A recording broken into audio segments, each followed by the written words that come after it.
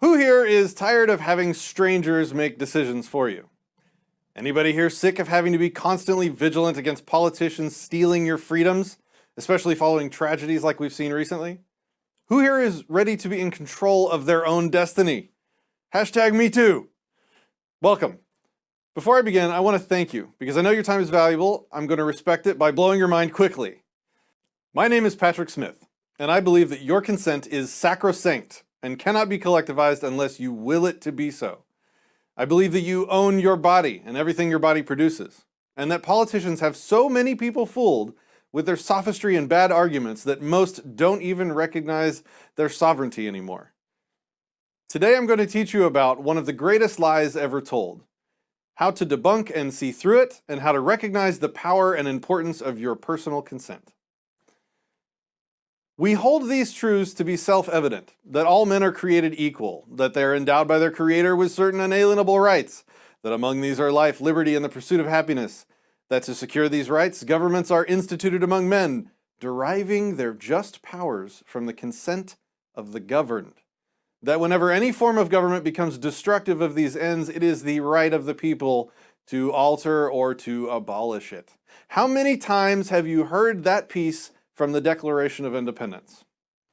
The experts will tell you that the consent of the governed is the idea that the government gains its legitimacy and its moral right to initiate the use of force inside its geographical area through the consent of the people within that area. You're about to learn why the experts are wrong and the masses are fooled. When we're talking about this, you'll usually find me pointing out a lot of different things. That consent is a sacred, personal, and individual act. Something that can be withdrawn at any time. Something that is both logically and practically impossible to garner from a group of people much larger than a few friends deciding where to have dinner. That consent is morality. That morality can almost never exist in the absence of consent. That government is a mere concept with no tangible existence. Only those people that work towards its ends, those who vote and participate with it, those who enforce its laws, and those subjected to its control actually exist. If any of those conversations sound interesting to you, I'd invite you to ask me about them anytime. One of my favorite things to do as a philosopher is to talk through these ideas. But right now, I'm about to destroy the phrase itself, consent of the governed, by showing that it's a hopeless contradiction.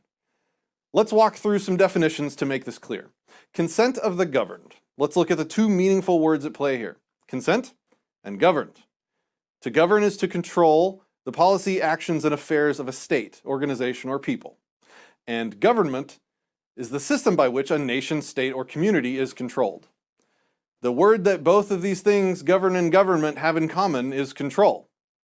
To control someone is to direct their behavior to cause them to do what you want. So to govern is to control, and to be governed is to be controlled. We all understand the purpose of voting, right? It's to affect how government controls people and resources in the country. In fact, government without control would be completely useless. Without control, it couldn't tax, it couldn't regulate, arrest criminals, raise a standing army, or attack a foreign or domestic enemy. There would be no point at all in voting because if the government couldn't act, if the government had no agency, voting wouldn't just be pointless, it would actually be a little crazy, like yelling at your TV during Game of Thrones trying to save Ned Stark's life. Spoiler alert. Let's look at another one of my all-time favorite words that I just dropped casually in there. Agency. Agency is the capacity to act or to exert power. Without agency, you become exactly like your TV, just doing whatever the guy with the remote decides you will do. Without agency, you have no more ability to affect your life than a guy in a coma does. You have no ability to act, to decide, to control yourself, your life, or your property. The difference between a person with agency and a person without is that one is free and the other is a slave. To have your agency stolen from you is to be denied your very existence as a human being. These words all interrelate. For example, said another way, agency is the capacity to consent, which brings us back to the other word in consent of the governed, consent. Consent is a person's permission or agreement for something to happen. Agency is our capacity to grant or deny permission for something to happen. So, let's bring it all together. To govern is to control. To be governed is to be controlled. To be controlled is to have your agency removed. To have your agency removed is to be robbed of your ability, your capacity to consent. That makes control the opposite, the antithesis of consent.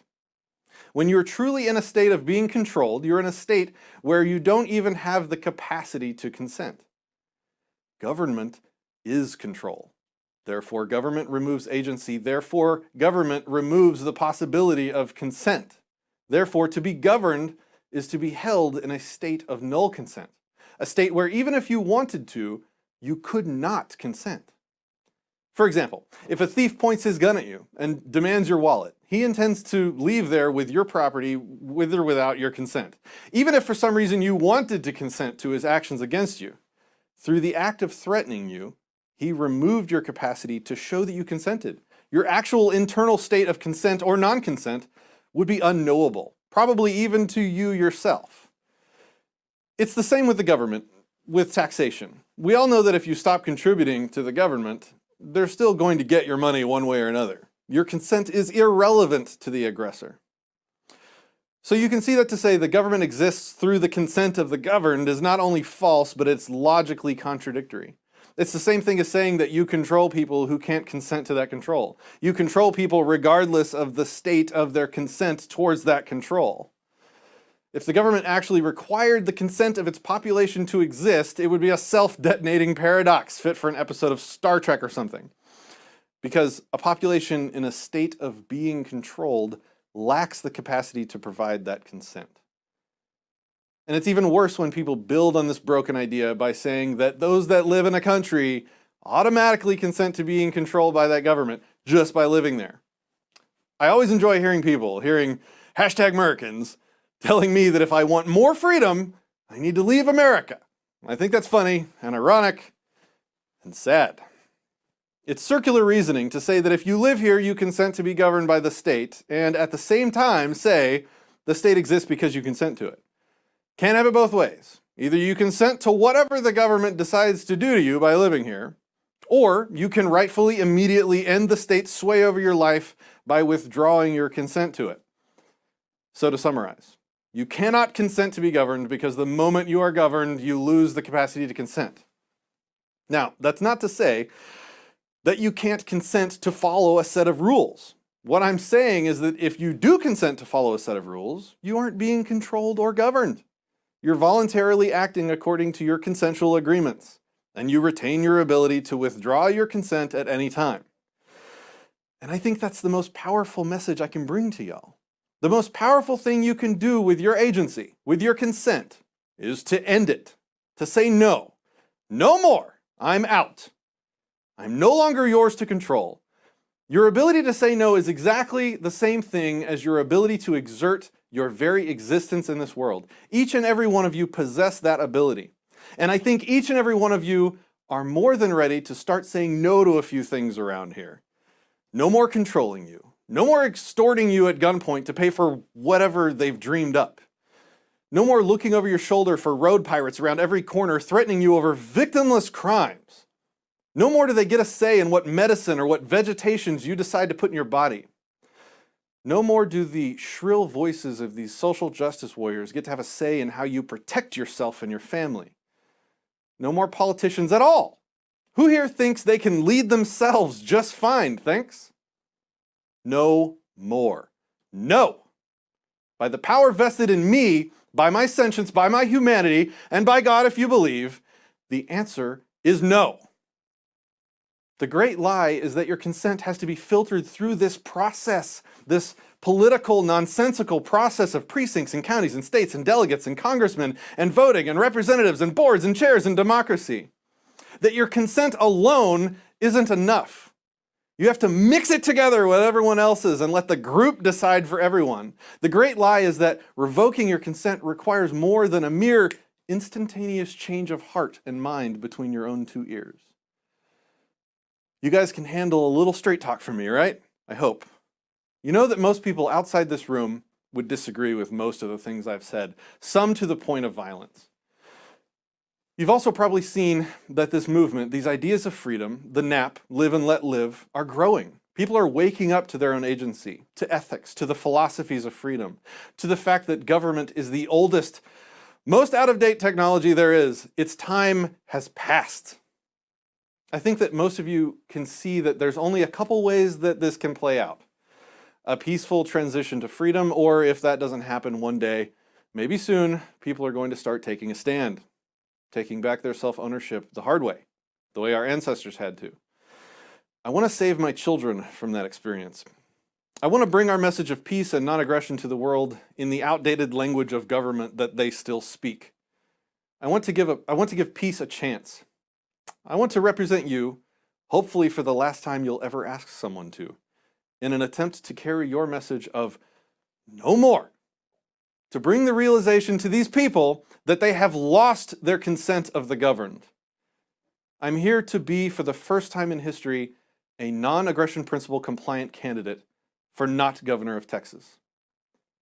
If I win, I execute a plan to dissolve as much non-consensual state and local government agencies and taxes as possible. It will be a referendum from the people that they are ready to lead themselves. No more taxes, no more drug enforcement, no more road pirates. I won't even cash a paycheck because I am committed to consistency in my philosophy. If I lose, and this is what you're not getting from any other candidate, I am anything but going away. Win or lose, guess what? I'm still not governor of Texas.